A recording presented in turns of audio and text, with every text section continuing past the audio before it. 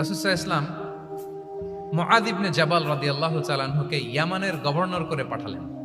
তো তখন তাকে বললেন যে মুআয, ইন্নাকা তাআতি কওমান মিন আহলিল কিতাব, তোমাকে এমন একটা এলাকার গভর্নর করে পাঠাচ্ছি, তারা কিন্তু আহলি কিতাব, মানে people of the books, Jews and Christian community, তারা ইহুদি খ্রিস্টান।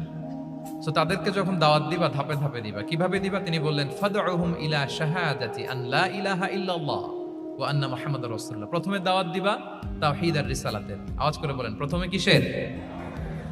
তাওহীদ এবং রিসালাতের। আচ্ছা, ফাইনহুম আতাউ লিযালিক, তারা যখন এটা মেনে নেয়। আরবিটা খেয়াল করেছেন অর্থটা?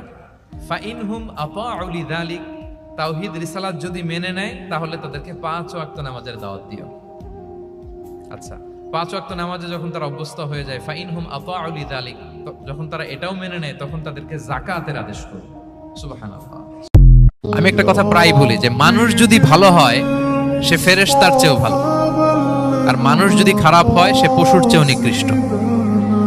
আল্লাহ বলেন, উলাইকা কাল আনআমি বাল হুম আদাল, লাহুম কুলুবুল লা ইয়াফকাহুনা বিহা ওয়া লাহুম আ'য়ুনুল লা ইউবসিরুনা বিহা ওয়া লাহুম আযানুল লা ইয়াসমাউনা বিহা উলাইকা কাল আনআমি বাল হুম আদাল। তাদের হৃদয় আছে, ওটা দিয়ে অনুধাবন করে না সত্যকে। চোখ আছে, ওটা দিয়ে সে সত্যটা দেখে না। কান আছে, হকের কথা শোনে না।